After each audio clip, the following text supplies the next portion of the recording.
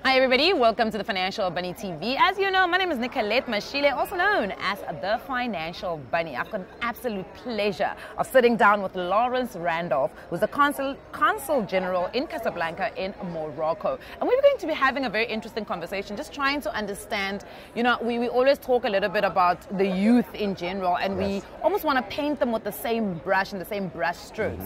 But with your time in Casablanca, how do you perceive the Moroccan youth? So it's been really interesting for me working in Casablanca. I spent a lot of time in North Africa, in Algeria, Egypt, Libya for a bit. And Moroccan youth, they're dynamic, they're wanting to learn about the world. They speak different languages. You know, I grew up in Boston. And, you know, if we spoke Spanish, it was a big thing. You know, like I was learning Spanish. In Morocco, you have people who speak Berber dialects, who speak Spanish, French, and it's just a much more international kind of environment. I think that has a lot to do with Morocco's place in the world, like where they are kind of looking towards Europe. You know, if you go to Tangiers, you're 14 kilometers from Spain, but also very present in Africa, right? Like very lots of sub-Saharan African students, lots of people from all over, especially Francophone Africa, and also obviously because of Arabic and the faith, the Middle East. So just really a crossroads, and the youth is impacted by that, right? So it's been really great just to kind of know them, meet them, and see how dynamic they are. I like that. I like that quite a lot. If you are wondering, we are at the U.S. Africa Leaders Summit 2020 in Washington, D.C. And we've just had an opening remark coming through from the president, and they were speaking about in 2030, the majority of Africans will be under the age, or at least 50% of Africans will be under the age of 25. Now that is quite a hectic you know, a statistic to just grapple around, considering the fact that we still feel that the youth in Africa are trying, but there's barriers, you know, like there's barriers to entry in various sectors. What would you say, which areas should they be focusing on investing in?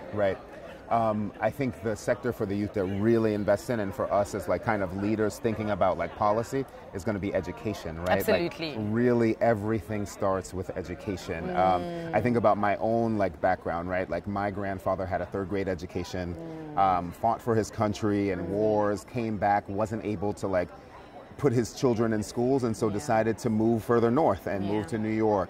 Had my mother, my mother, they were the first generation to finish high school even.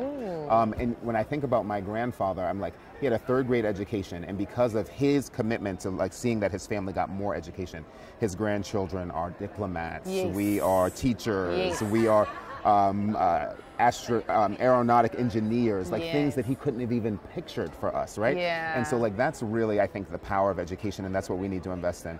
I've been really, really impressed, especially in my time, really all over the continent. You see these institutions and this dynamism, like people understand that education is the key of all kinds of things, right? But there's one university that I have to shout out. It's the University Mohammed VI Polytechnique in Ben Guerir, right outside of Marrakesh. Such a dynamic institution, doing work with students all over the world, all over the continent. You go there and you see these kids working on programming and coding and tech and thinking about the challenges of tomorrow and how to meet them, you know? And I was like, I remember leaving, you know, you kind of have conversations, and at my kind of level, we have a lot of kind of policy conversations, but going there and seeing those kids, you're like, okay, we have a bright future. Africa is going to come out on top. And you just leave optimistic, like, okay, we're going to do this. You know? Well, considering the future that, you know, 1 in 4 people will be from Africa in the next couple of years, talking about education and the importance of that, I think it's almost embedded in our culture that education is quite important and it's key, right? But I'll talk a little bit and shift the conversation to financial education. Often we find that we speak about, you know, empowering entrepreneurs and really giving them a helping hand, and some of that helping hand is funding. But they're not financially literate. They are not. They don't have the business finance skills. How important do you think financial literacy is, and what can we do? I feel like we've got a lot of very, you know, secluded initiatives that we're doing across, you know, the world, in fact. But what can we tangibly do that can help improve financial literacy levels? No, I think that's a very good question. I mean, I think what's really critical about financial literacy is that it starts like very young. Right? It starts like really in the beginning when you're first learning about yourself and your how to manage the little money that you get maybe to go to school and what you're thinking about, and lessons around saving. and lessons about how to ask for money too, right? Yes, you know, it's really hard. Like yes. I didn't come from a culture where we felt comfortable asking for money, but if you're going to be an entrepreneur, you have to get real comfortable asking for money, right? Because a lot of your work is going to be that way.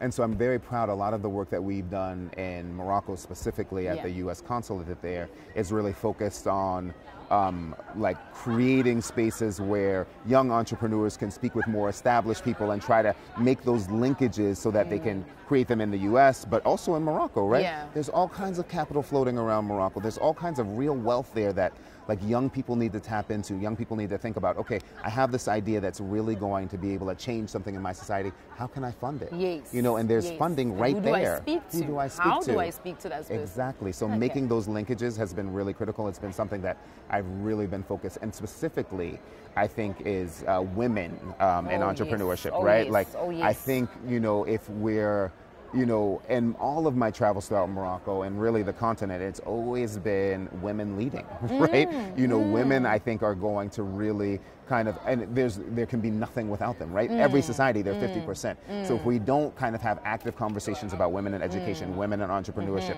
we're leaving a big part of our societies behind. And so I've been really proud of the work that we've done in Morocco to kind of put them, you know, women in tech, connecting them with people at Google and YouTube, and trying to have those conversations about how do we work together to like really advance an agenda to have entrepreneurship and financial literacy something that we all talk about and experience more. Let's take you back to your first money mistake. Do you remember? Wow. The one you were just like, this one taught me a lot of lessons. Yeah. I think my first money mistake, that's a very good question. So a little bit of background about me. So I grew up in Boston, very, let's say, poor to working class family in public housing, right? So I think my dream was when I get a job, like a kind of a steady job, I have to buy a house, right? Like that's how you ownership is such an important thing. Dignity. It's like, right, it's dignity. It's like, you've arrived. I own this little plot of land. It's ours, no matter mine. what. No, that's the thing we always say, I may not have food, but I got shelter, and it's mine. Right. Exactly. Yeah. So I was like, okay, I was like so focused, you know, I was so focused on buying this house. You know, and this is why sometimes, you know, a hardship can turn into a blessing, right? Because in the beginning, I bought a house that maybe was a little bit more than I could afford, that maybe was, you know, a little bit bigger than I actually needed. So you bought with ego. I bought with ego. I was like, I'm a diplomat, yes, right? come on, and I gotta look it. You know, but diplomats are civil servants. We get paid a government salary. Okay, so it's actually not a lot of money, you know, in the beginning of our careers.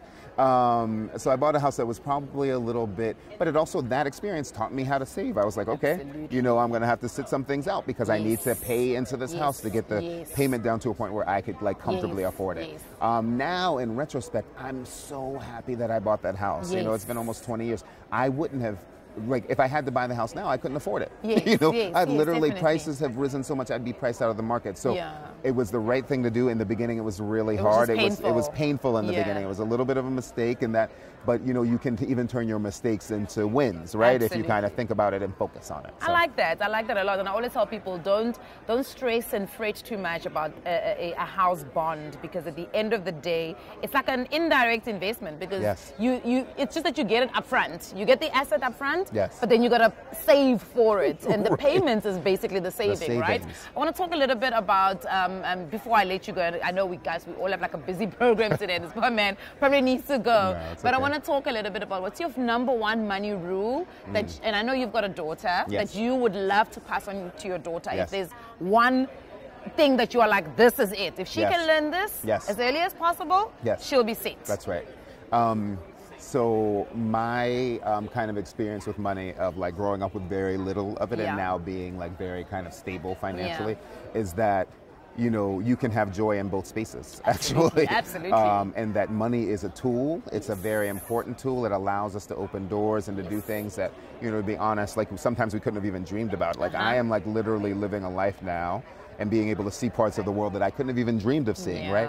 And that's because of money, right? So I'm thankful for money, and I don't want to belittle the importance of it. But it's also something that I think you can't really tack all of your joy and happiness around. You know, sometimes you'll have less, sometimes you'll have more, and you have to be able to find joy in both spaces. So my number one rule about money is like, when you have it, you know, save some and enjoy it. and don't feel bad about enjoying it, right? Like if I have a little coin, I'm going to put some away, I'm going to spend some on my house, but then I'm going to enjoy life because that's why we're here. I absolutely love that. We always talk about, so when I teach people about budgeting, one of the things I always say is, you've got to have a budget line that says guilt-free money. Yes. So Ramit Sethi speaks about money dials, and it's like everybody's got a money dial. There's the one thing that it doesn't matter what you spend on, you need to spend on that thing because it gives you that satisfaction that you need. That's right. You know, so that you don't keep dipping into your savings. That's right. So I think that's it for you. It's like, let me put some money away so that I don't feel guilty about using it. Yeah, that's right. I absolutely love that. Thank you very much. You. I really, really appreciate the time it was an honor that you've taken to speak to us. Oh, it's going to be absolutely fantastic.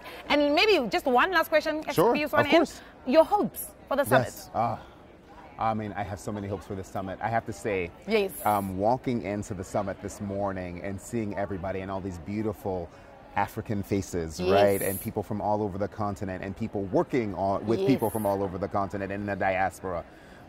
It was just so hopeful and so much joy in the music and the energy and looking at the creative industries that are represented here and the fashion and the art and the jewelry. It's like, it was just like, so it really, my spirit just opened up and I was like, there is so much hope for the future. And like, I'm specifically today speaking on a panel on education in Africa, what the U.S. government can do to kind of partner with people all over the continent. But I'm also like, I'm just proud, right? I'm proud as a child of Africa, right? Of someone in the diaspora, to be here, to be able to have conversations and connect people all over the continent. So my hope is just that we continue these conversations, that we keep, you know, my grandfather had dreams for me that he could never have imagined, and I want to have dreams for my daughter and for the entire children of the continent that I can't imagine. That they're going to have a future that is bigger than anything I can imagine. Absolutely, and I love that. I love hearing about that. And I think education is such an important thing because we had a lot of interruption, especially during COVID. You know, we had a lot of kids staying away from school. I know the president of Sierra Leone is actually, they've declared 22% of their budget towards education, the biggest in the whole world. That is fantastic. Brilliant. You have been watching the Financial Bunny TV. Thank you very much. We'll see you guys on the next one.